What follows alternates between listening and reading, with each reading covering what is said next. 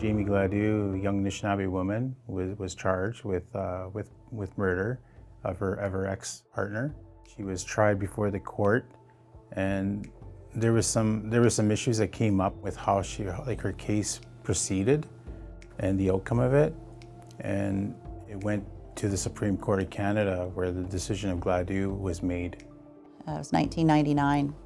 It was in recognition or acknowledgement that Indigenous people were overrepresented in the criminal justice system, in the incarceration in jails and prisons in Canada. The Supreme Court directed other courts that we had to take into consideration the circumstances, the particular circumstances of an Aboriginal offender in sentencing.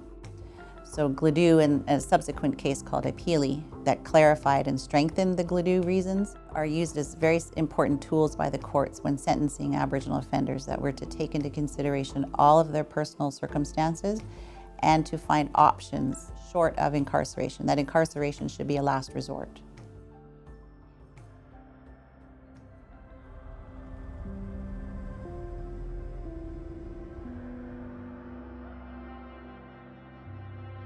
It's our responsibility, it's actually a positive duty imposed on judges that when an Aboriginal offender is being sentenced, to delve and look deeply into their backgrounds, their personal circumstances, to help us craft the best sentence. Consider less serious or less harsh sentences for an offender if the circumstances of that person require it. That's not to say no Aboriginal people go to jail or prison anymore, because they do. I recognize Gladue as a program not to give someone a lesser sentence, which a lot of people misinterpret. The purpose of the Gladue is to address those particular traumas.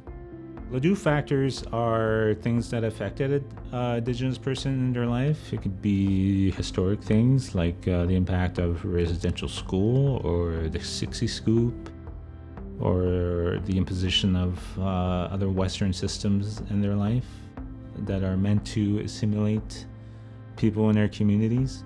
And Gladue factors doesn't need to be historic. It can be current issues that they're facing, like if they grew up or currently live in poverty or homelessness.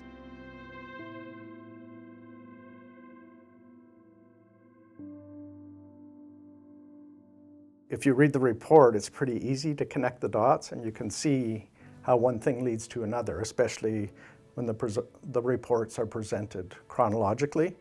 I think it becomes very clear, and it becomes even clear to the person who the report is about. Sometimes they're learning things about their family or their community that they didn't even know themselves until this process started. In some cases, there's kind of been an awakening with some people where they're more aware. They're more aware of their life, and once they get a chance to really slow down and think about and review their life story, I think that itself is healing. I think that's where the change can happen.